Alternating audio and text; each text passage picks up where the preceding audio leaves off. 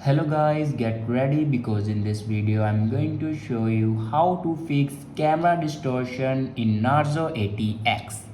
So watch this video carefully and follow every step as I'm showing in video, and don't forget to subscribe the channel. So let's start the video. First of all, clean your camera lens with soft cloth or tissue. After clean your camera lens, then open settings. In settings, scroll down and here you can see the option apps. Now click on apps and then click on app management. Now scroll down and click on camera.